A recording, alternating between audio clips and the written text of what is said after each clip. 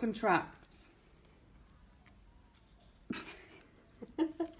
Let's start our journey from when the action potential that electrical signals from the motor neuron arrives at the motor end plate on the muscle myofibril.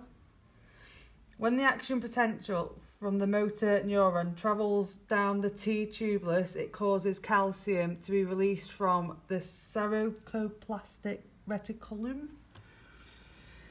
Calcium is released from the sarcoplastic reticulum in the muscle. It surrounds the myofibrils in each muscle cell. Actin is the important protein chain. It is one of the two important myofilaments involved in muscle contraction. The blue parts of the actin represents its binding site. Hi, my name is tryptomycin. I can't pronounce it. I'm a protein that is stuck to actin. I look a bit like a rope and I cover the actin binding. I do this. Oh God. I do this when the muscle is relaxed, and when I cover the binding sites, the muscle myofilaments cannot shorten, and so the muscle cannot contract. Our troponin snowman becomes active and changes shape when it catches the calcium snowball. Oh dear. When troponin pulls away the tryptomycin rope, it exposes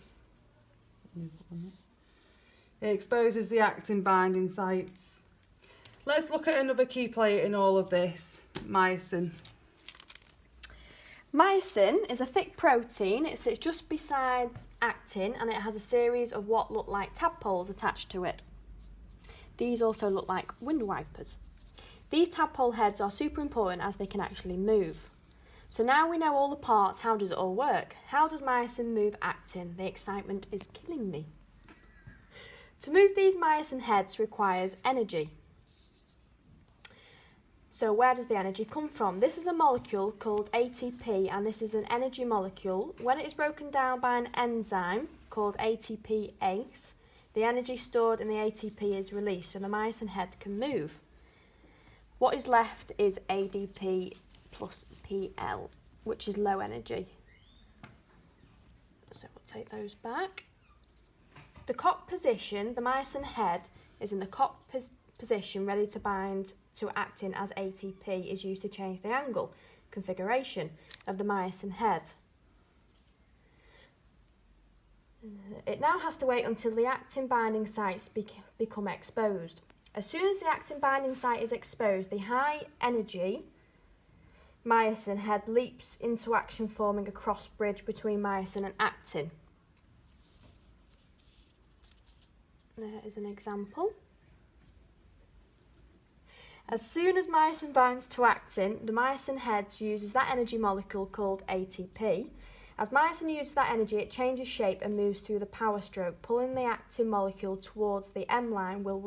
We will come back to this. After the power stroke, the myosin head is exhausted. It has used up its energy, but the cross bridge is still in place.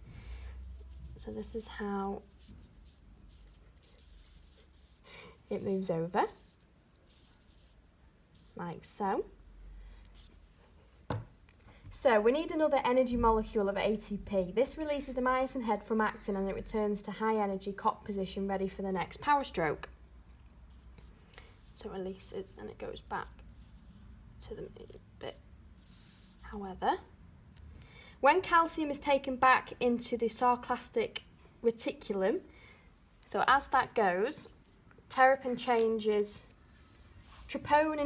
shape and the tryptomycin blocks the binding site and the muscles relaxes. So that changes back to that.